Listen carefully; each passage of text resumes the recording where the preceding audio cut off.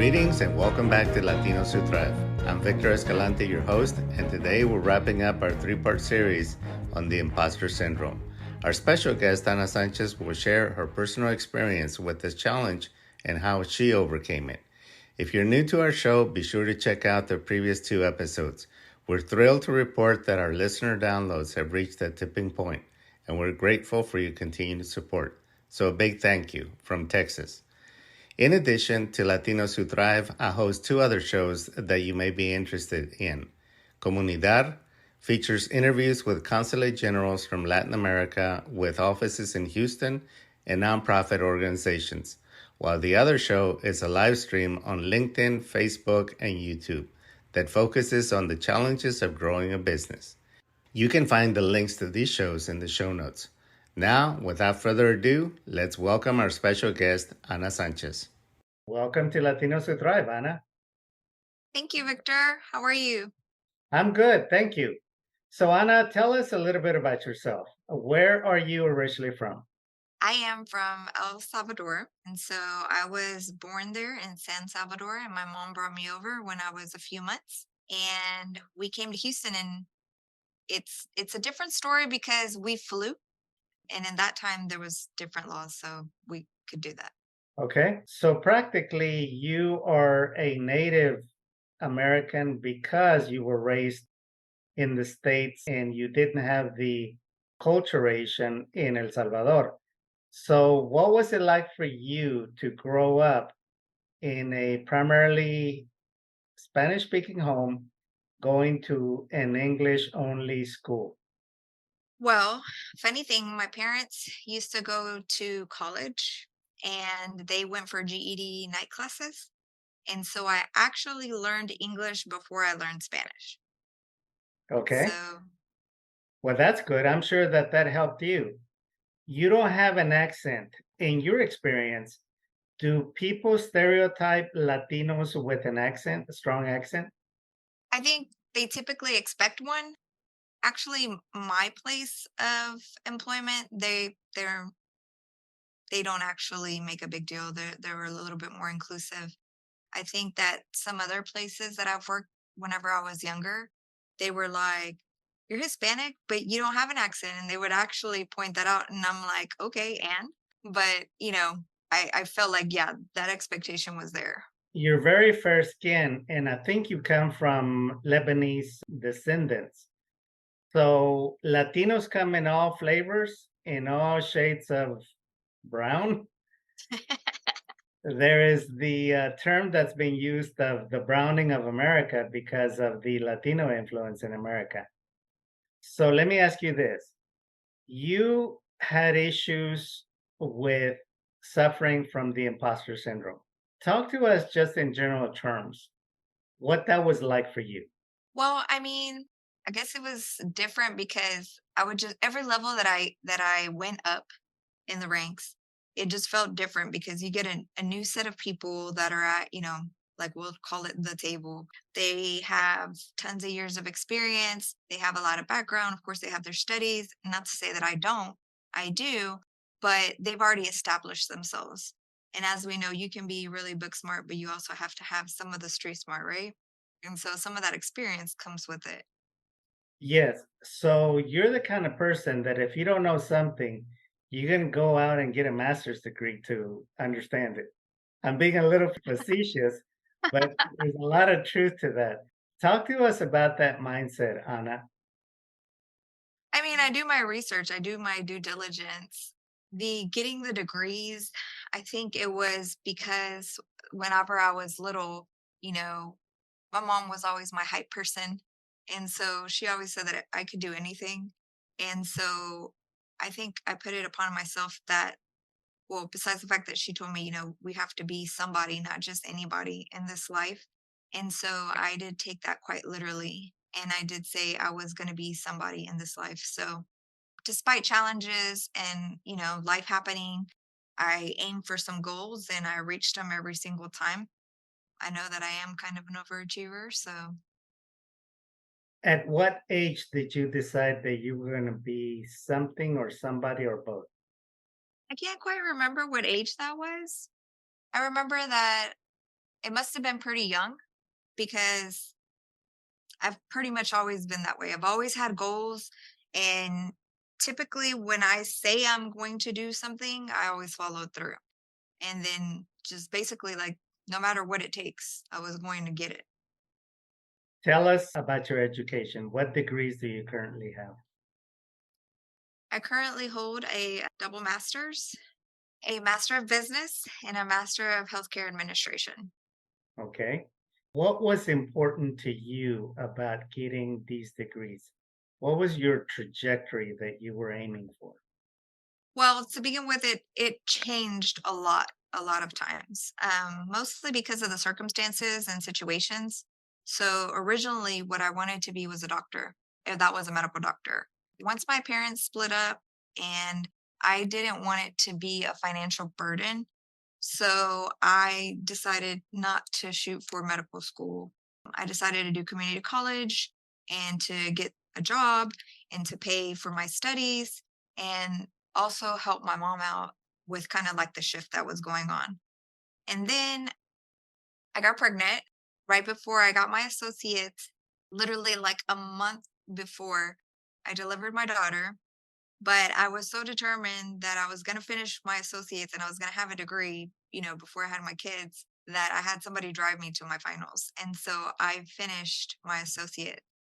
And I think every level that I obtained, I just put in my mind, if I can get an associate's, I can get a bachelor's. And then I got a bachelor's, even though I had two kids. And then once I got my bachelor's, I was like, well, if you can do that, then you can get a master's. And once I started looking at the programs, I was like, well, why not a double master's? So it just, it got higher and higher. But yeah, 2020 hindsight, did you know what you were getting yourself into? not at all. Because as you know, we go through a lot of stress. I was working, I had a family, and I had to study. And it wasn't just light studying or light reading like I prefer it. It was getting down into the research, doing a lot of papers. At some point, I was like, man, I could already have a PhD because I wrote out a 10-page paper just for one assignment. And if you put all my papers together for that double master's, literally we could have a whole thesis. Yes. Talk about what you know from personal experience with other Latinas. Are they encouraged generally by their parents to get an education and a college degree? Are Latinas encouraged to go to college? Not typically, even as kids, Hispanic parents in general tend to like not bring their kids to the table. Yes. So I do feel like that is a hindrance or, you know, quiet down your voice. Don't be so loud because, you're not, you shouldn't be that loud. And I guess in a way it translates as you're not worthy to be that loud. But typically they want you to have a family, they want you to have kids, stuff like that. And which is not to say that it's not important. It's definitely important. But for me, it was like I knew that I had to have financial stability in order to have something like that because I had seen, families, different types of families, people who were never prepared for their families.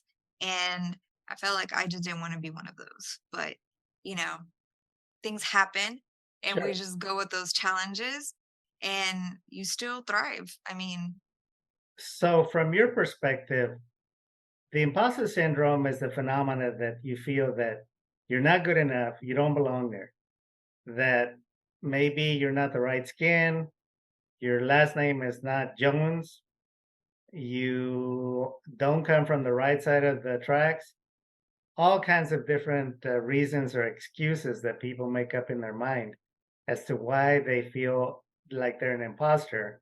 And people are going to find out, and then you're going to be ruined. So, in a Latino household, in general, from your experience, what are the elements that contribute to the imposter syndrome? it's kind of like what I said, you're not technically invited to the adult table to have a conversation. And if you do have a conversation with an adult, it's usually like on a one-on-one. It's not like you're with everybody. But I think that's what was different in my family because we always talked, we gathered. It wasn't like kids are not welcome to the table. We were all welcome to the table. I mean, you could choose not to be at the table because, as kids, you want to go and play. You don't actually want to be there. Yeah, in my experience growing up, kids were not allowed to eat together with adults. Kids had to eat separately. Now, that was just a family cultural thing because my parents were really old school from Jalisco. And so that's the way that they were raised. So at family gatherings, the kids did not eat with the adults. And so that was what you're referring to as not being invited to the table. You're not important to be able to be heard, even though kids are very smart and they have viewpoints. You have two children. What are their ages? My daughter is 15. She's about to be 16 in April, and my son is 14. And have you noticed how they have a mind of their own already Oh, and for how sure. they have very intelligent thoughts and they For have sure. viewpoints that are already pretty grounded in who they are? One, I know your children, one is a right brainer, one is a left brainer. Yes. But the point again that I want to really make here is that your children are breaking that cycle, your generations, your past generations, to where they are viewed as little adults as soon as they have a mind of their own, and they're treated as little adults, and they're encouraged to succeed on their own terms, not necessarily of you driving them to be what you want them to be, but to discover their own innate talents, their own innate uniqueness. So talk about that. So, the thing where you can say something, and if you say that, even though two different people that you're raising, they take it two different ways because they, like you said, they have their own perspectives, they have their own thoughts. So you can say something, and one hears one thing, the other one hears the other thing. And I think that that actually grew me as a person because I was like, how did you get to that? Like, seriously, that's not what I said, but let's talk about it. I think a lot of the things, and which is different because my parents, it's not that they wouldn't explain things, is they would hit you first and then they would explain why that had to happen, right? And so with me, I think it was more like I wouldn't necessarily hit them, but I would raise my voice and then I would be like, okay, I need to get together. I'm going to explain why I'm afraid or why I'm so angry to towards the situation and what kind of caused it so they can understand this is what I'm going through so they can understand me and where I'm coming from too. And so when I would have those conversations, it was a lot easier for me to get through to them than me flipping my lid and like if I was going to hit them or whatever, right? Which I'm not saying that I didn't. I did a few times when it was required, but it's just different. I think that's what's different. That I literally had that communication with them. And then one of the things that not only do I do it with my kids, I do it with everybody. I was like, I want to hear your thoughts though. Yeah, So you heard me. Now I want to hear you. right. Like, what is your opinion? What's going through your mind? Are we on strike yet? And that's what a leader does. So you've taken the high road with your kids of setting the right example and being vulnerable with them to admit that you're open to their ideas and maybe you don't have all the answers and you'd like to be able to have that relationship to where there are no communication barriers, to where you're an open parent and they can come to you with anything and you're going to talk things out. Again, lead them to come to their own conclusions. Obviously, at their age, there are times that you have the final say so because you're the parent.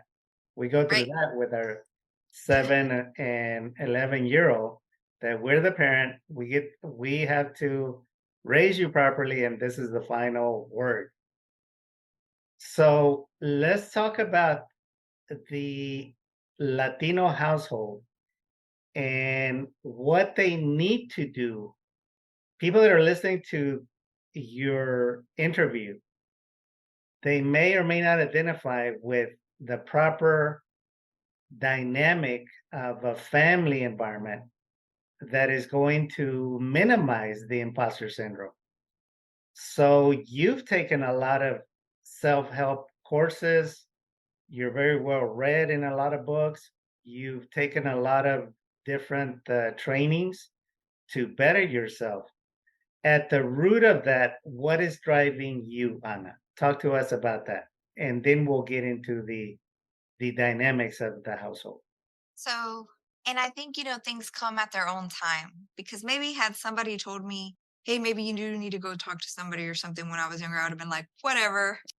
So there's things that had to happen in my life. And I was married and I got a divorce. And I realized, well, what I thought I realized that I had lost a lot about myself. But really, all of me was there. I just had to choose like the right parts of me and the right characteristics that I wanted that I had before I got married. And so part of my journey was to find myself, but in reality it was basically rediscovering myself.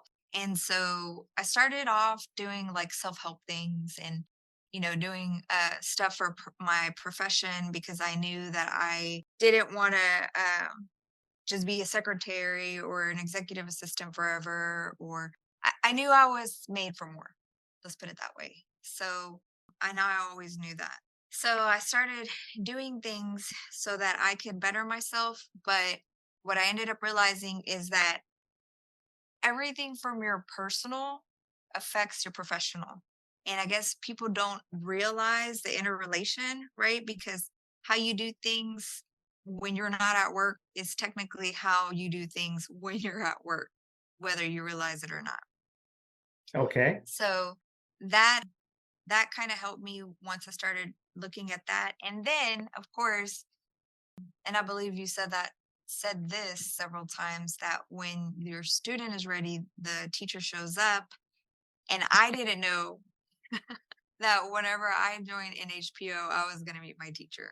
So, So there are times for growth. There are times that the universe sends you the right people or that circumstances aligned to where you get that prompt inside yourself that it's time to pursue down a path or to reach out and learn from a teacher that has important lessons for you. So let's get back to my initial question. What do you think are the necessary dynamics in a functional home, whatever that is, because I've never seen one, and especially with Latinos, that fosters a healthy self esteem to where when you grow up as an adult and you go into whatever field you choose, you don't suffer from a bad condition of imposter syndrome. In your experience, I want to hear your perspective. I mean, bringing them to the table, I think that's That's a the big one. scariest part. Yeah, Yeah. because, you know, when you're small and you see that people are gathered at this table that you're not invited to, it's a little intimidating when you try to go up to the table, even to ask for something, right? Because my parents would attend a lot of other parties with Hispanics and as their friends. And I know that sometimes because they had that kind of separation, I know that I would be like, I need to talk to you, but I'd be whispering and I'd be like, oh my God, like I don't want to do something wrong. So I think that's a big thing. Like you should definitely integrate your family members to the table. Besides the fact that like if they do have something to say, hear them out. Because you know how they say sometimes those things that are small to us are really big things to our kids. And if Yes. they can't confide those small things in you, how are they going to confide the big things? Yes. Let's talk about something that you bring up that's very important. Children need to be children. What I want to get your perspective about letting them have their innocence without necessarily exposing them prematurely to topics that are going to take away their innocence or their magical thinking and expose them to undue stress that is going to expose them to situations to where they may begin to feel anxiety. They may begin to develop a skewed sense of the world because they see conflict in the home, or they see, you set the wrong example. I'm just talking in general terms, not saying that you set the wrong example. But look at families where there is alcoholism, where there is drug use in the home, where there is total, complete, horrible example to set for children, and how that's going to affect their mindset to grow up with a lot of insecurities, an inordinate need to try to please others because they felt unloved, or they felt like the silent child that had to really focus on pleasing the adults, or maybe even parenting the adults, that led to their innocence taken away. That's what I'm referring to. That led to them not being playful, not being happy go lucky, because play is a very important aspect of growing up because it develops a lot of the brain functions that children need in order to, again, to have the competencies that they need to have a successful life and career. You are listening to Latinos Who Thrive with special guest Ana Sanchez. We'll be right back. Are you looking to take your business to the next level? Do you need help navigating the complexities of today's rapidly changing marketplace? Look no further than Escalante Training and Consulting. Led by industry expert Victor Escalante, our team offers customized training and consulting services to help your business thrive. From strategic planning to marketing and sales, we've got you covered. With over 20 years of experience in the field, Victor and his team have helped countless businesses achieve success and maximize their potential. And with our affordable rates and flexible scheduling, we make it easy for you to get the support you need when you need it. Don't let the challenges of today's business world hold you back. Contact Escalante Training and Consulting today and take the first step towards achieving your goals. Call us at 713-992-8279 or visit our website at www.victorescalante.com to learn more. Escalante Training and Consulting, your partner in success. We now return you to Latinos Who Thrive with our special guest, Ana Sanchez. So let's pivot to some of your saboteurs that you shared with me from a test that you took on positive emotions.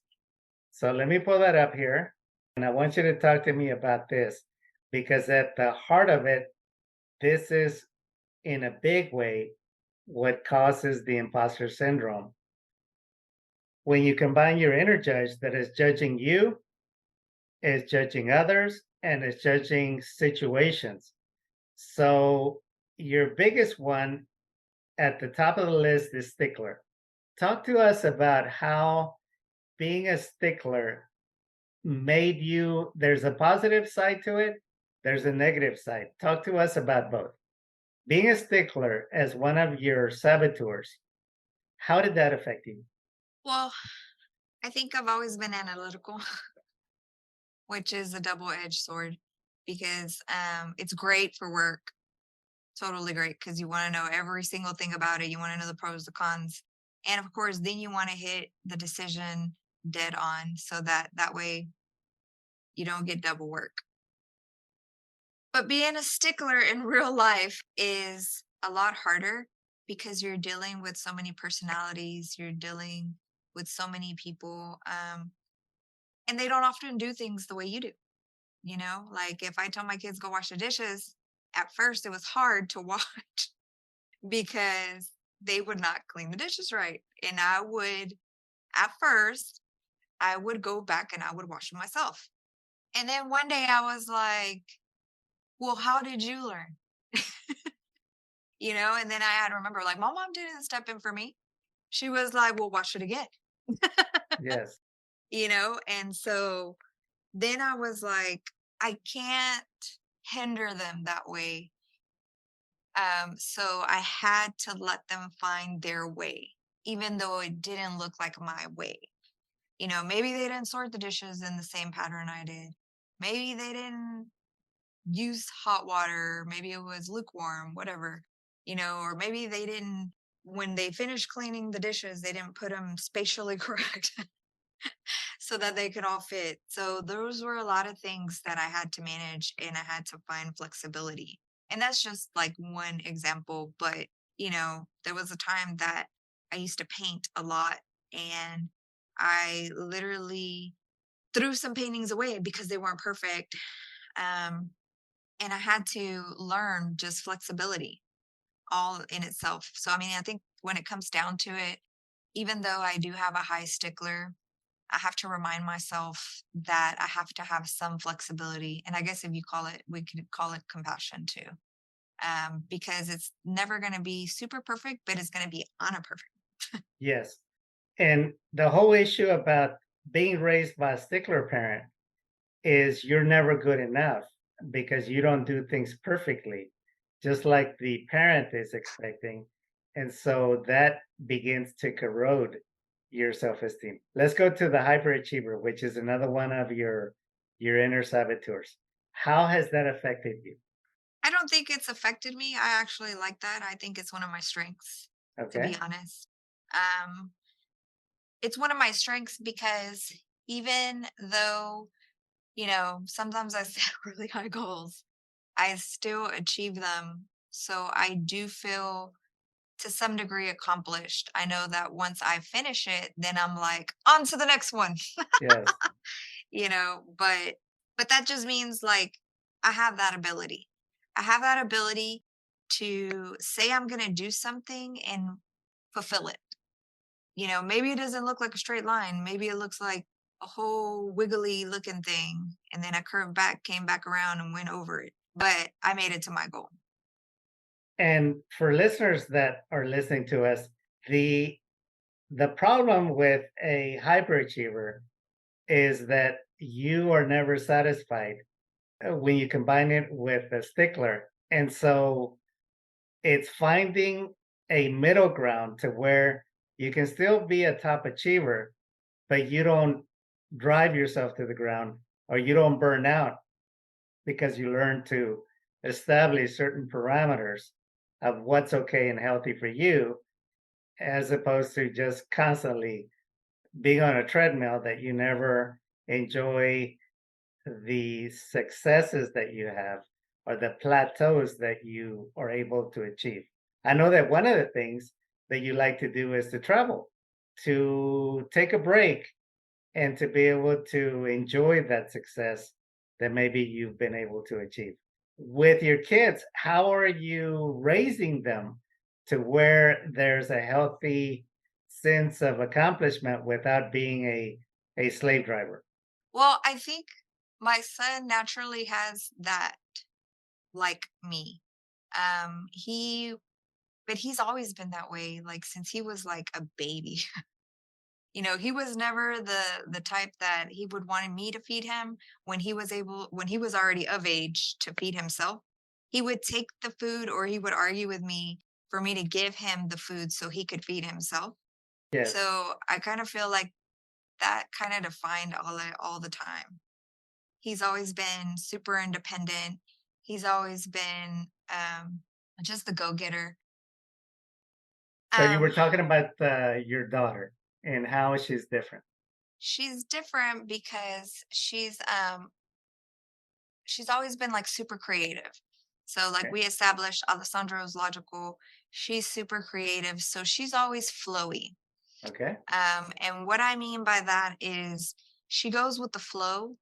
So her timing is not close to ours. Hers is more relaxed, you know, when I get to it. And when she really feels like she has to do something, she's going to knock it out. Okay. But if she feels like she has time, she's going to wait for it, She'd you be know? born in the 60s, she'd be a hippie. Yes, literally. All right. So another one of your saboteurs is being a controller. So talk to us about how that's good, how that's gotten you into trouble. Well, as you know, with everything else that I have, you have to feel like a high sense of control. And there are some things that you can control, and there's some things you can't control.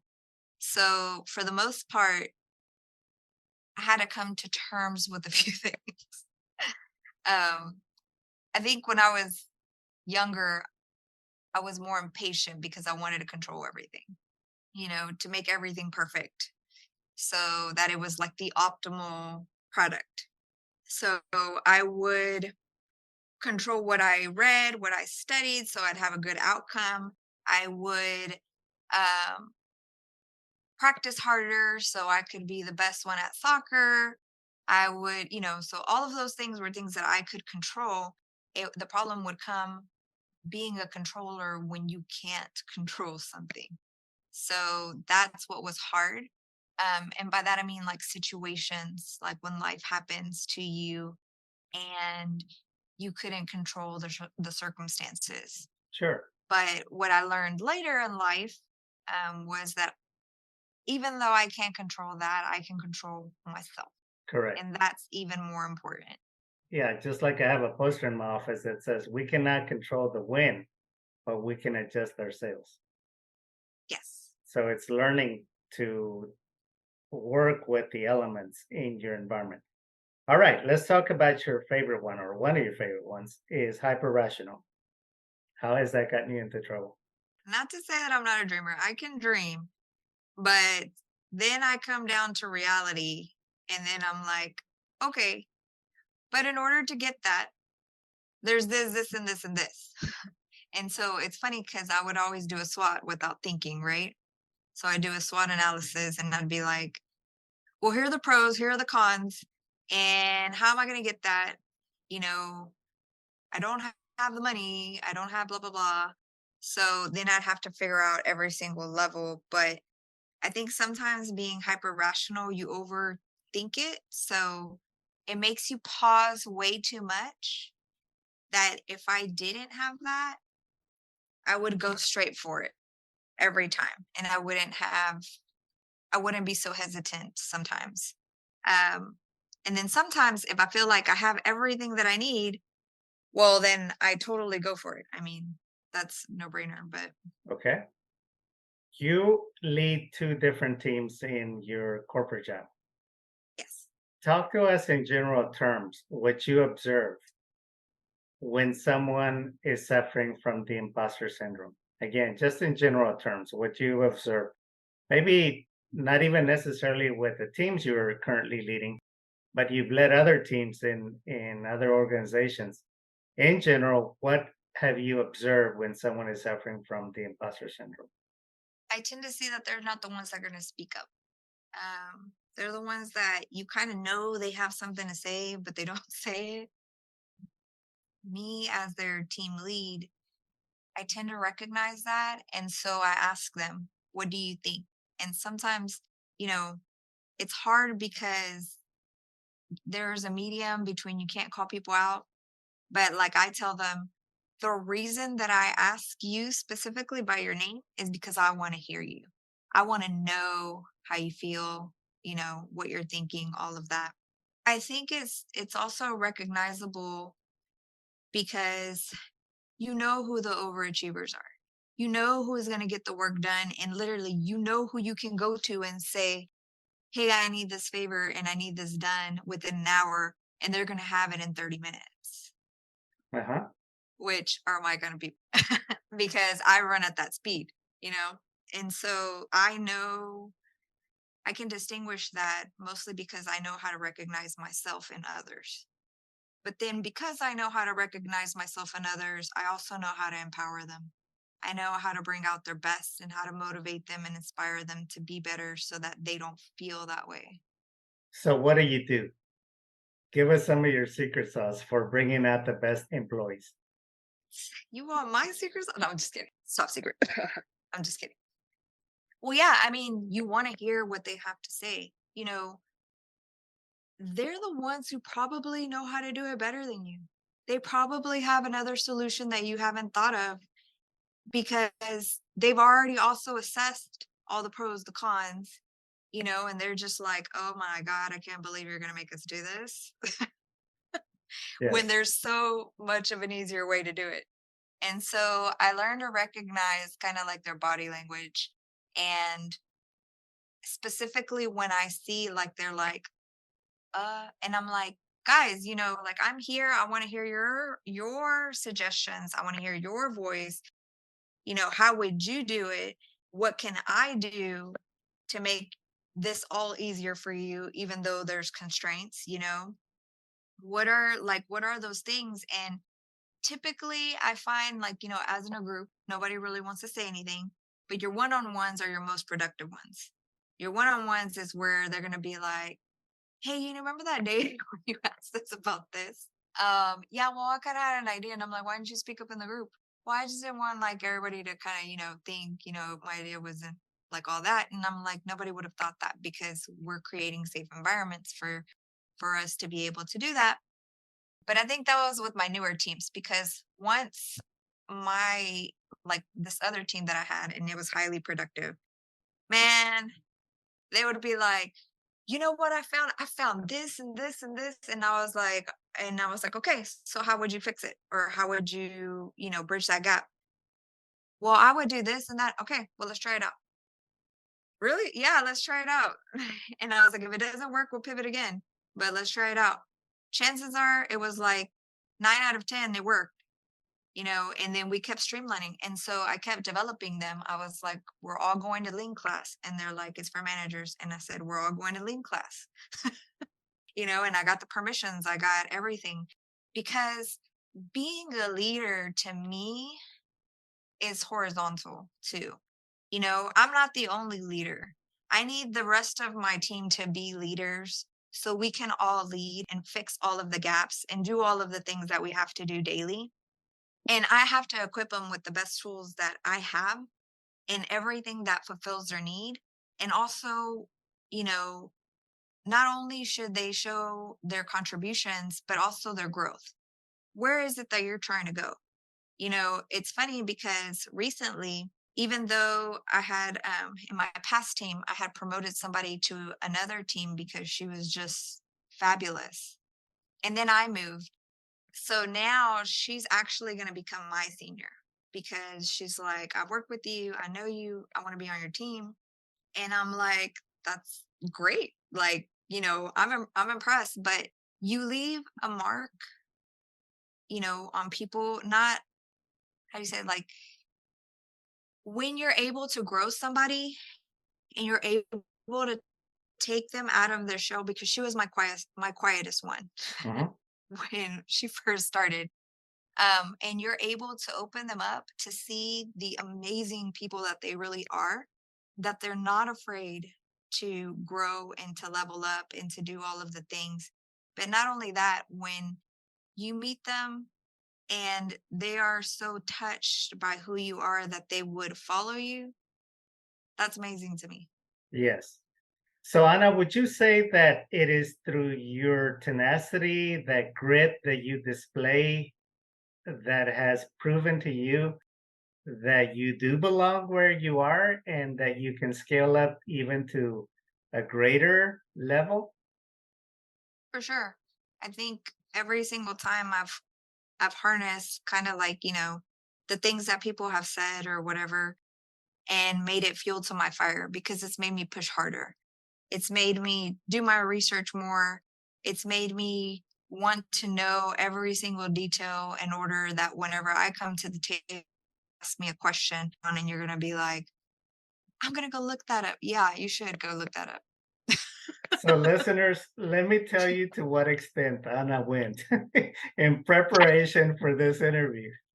She went Oh and my goodness. listened to several episodes and she took detailed notes of the questions that are typically asked on this podcast.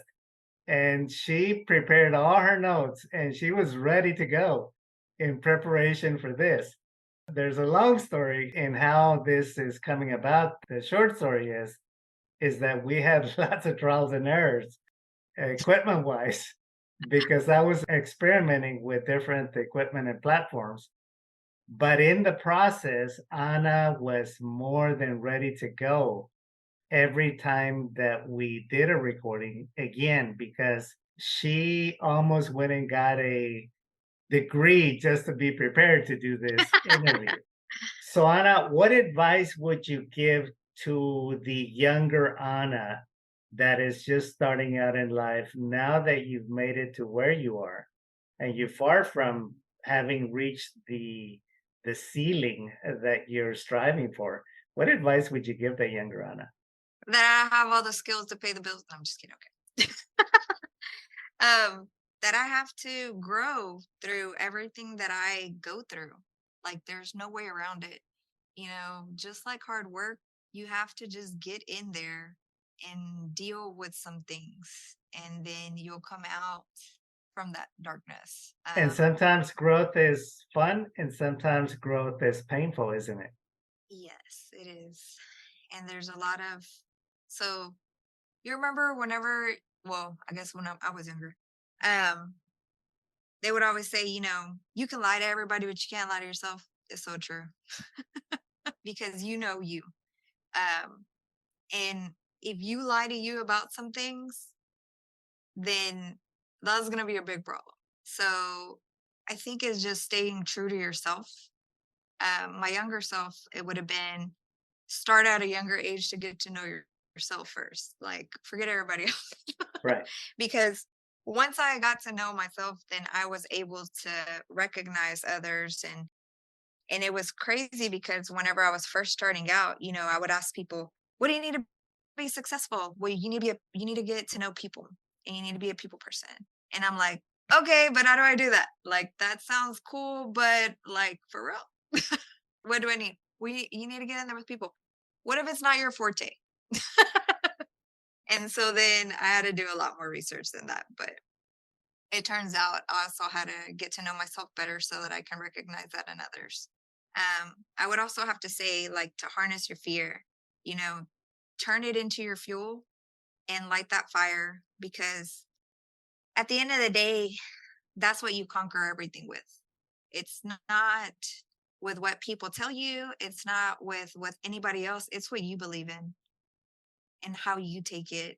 And so if you're able to do that and just not sit and think, oh my gosh, like this sucks or whatever.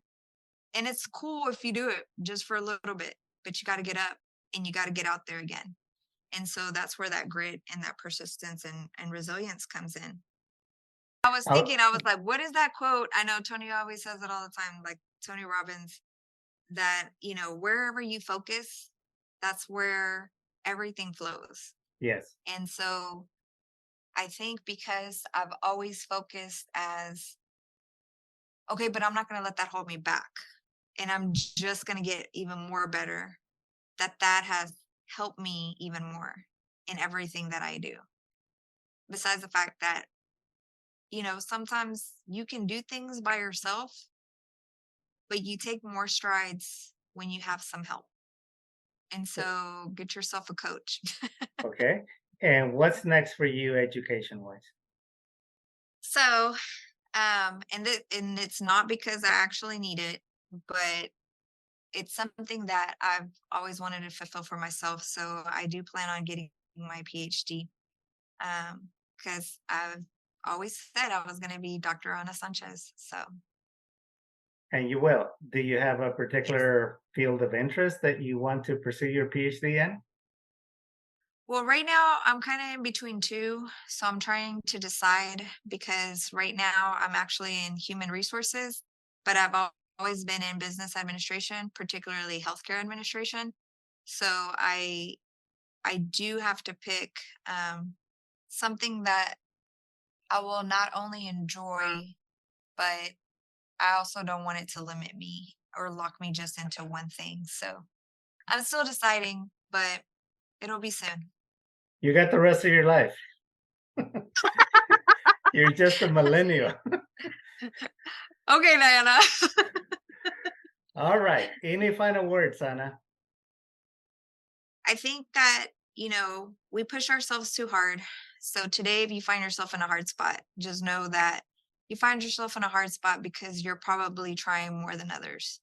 And so you really should have some compassion and love yourself to know and pat yourself on the back because you're doing something out of your comfort zone. Because if you didn't feel like it was hard, it's probably because you're not doing anything. Yes, ditto. I totally concur with what you just said. Well, friends, that wraps up this episode. We want to thank you, Anna, for sharing your experience with our listeners. And we'll be looking forward to your continued trajectory in business. And you got to come back and tell us your story after you get your PhD. Thank you. I greatly appreciate the opportunity to help others. And we'll be able to call you Dr. Anna. Right.